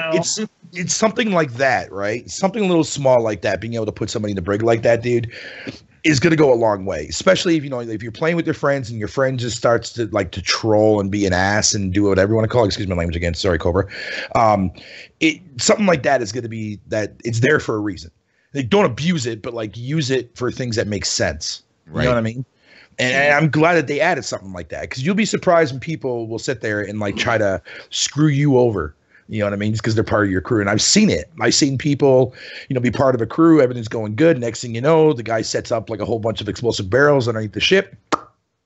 You know what I mean? Well, in every 15 minutes, I swear, I would stop, and you're just looking at the water and the horizon, because it's a beautiful game. Like, it is. Yeah. Like the characters are they got that wonky texture and stuff, but it's fun, and the islands are fun to explore.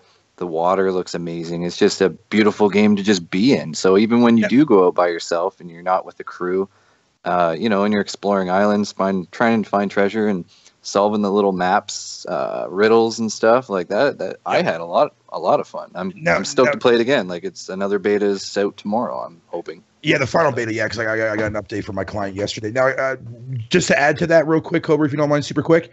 I just wanted to ask you guys this: Does that art style bother you? No. All right, good. I'm glad that you. Okay, good. Because that seems to be another turnoff as to why people refuse to touch a game like Sea of Thieves, because of the way that it looks. That it's not mature enough for them, and they think that if they play something like that, they're degrading their gaming senses down to like a formula of a kid or something. It makes no sense, dude. It makes no sense. They're creating That's ridiculous. Fantasy. They're creating a fantasy of being a pirate in the pirate age, and they gave it a very colorful fantasy look. But, like the water, I've never seen water like that in a game ever. It's so realistic, especially when you're underneath it. And you're swimming up and you can see the waves and it feels like you're there. And even your instruments, when you're playing them, when you go underwater and you're playing them, they sound underwater, and it's just really cool. They did a really good job. Cobra, are you picking that game up? I might. Well, if you do pick it up, let me know, because I would love to do a series for that game with you personally. Sure, man. Yeah, I might pick it up now. You should. You would love it. Yeah, I'm telling you, like once you if you see it for yourself, because you have Windows 10, right? Windows, yes. Oh, okay, then you should have no problem. And plus, I mean, if you end up if you don't want to pay the full price up for it, just get a month of Game Pass and play anywhere, because that game's going to be on there day one. Right. Yeah, well, I look forward to that. Guys, I think we're going to go ahead and close it down. We went all the way into the afternoon. Whoops. Yeah, that's not just, I need to go to bed. That's not just and that sounds so lazy of me, but no, I work third shift at night, so right now is actually my bedtime, so I don't want anybody. 1 a.m. for you. Yeah, exactly. Great topics tonight, guys. Great games and great blood boiling, reasons to get mad at gaming, and just a great podcast. Fatal, go ahead and shout out your Twitch, buddy. If you want to come and watch any of my streams whenever I do them over on Twitch, it is just twitch.tv/FatalMephisto29. Feel free to come by and just say hi. Thank you for having me on your show, dude. I appreciate it. Thank you so much. Problem, dude. It's always a pleasure, and you're always welcome. Anybody else have a YouTube channel or a Twitch that you want to shout out? Guess nope. not. I mean, I have one. It's called Vidiot, but I haven't started my project yet, but I will soon. I'll let you know, Cobra. Okay. Yeah, definitely. And when you get it all set up, come on the channel. We'll talk about it. Yeah. Jacob's still on the chat. Hey. What do you think of MZK? MZK? I'm trying to get him on the show. Oh, really? About Robot Boy? Huh? About Robot Boy. Do you know him? Robot Boy. Yeah. Yeah, I've heard of Robot Boy. I've been trying to get MZK. He was supposed to be on the last 2 morning shows, but something's happened. I think his school or something like that. But he's going to be on here soon. Okay, I don't think he goes to school. No. College? Yeah, he probably goes to like college or university, yeah. Yeah, I think so. You should play Friday the 13th on your channel. I think that'd be good. No, I don't know. Maybe I'll play it on Twitch. Yeah. Yeah, maybe I'll play it on Twitch. All right, guys. I want to thank big shout out to everybody who came out to the show tonight and watched the show on VOD, video on demand. Just thank you guys for coming on the show as well and calling in and saving me. Cheers, Always, Cobra. Always. All right, guys. Everybody stay safe, take care, and I don't know. I guess I'll see everybody in the next video. Until Later, next guys. time. Until next time. That's right. Until next time. See you guys. Oops, Bye. wrong button. Bye, Jacob.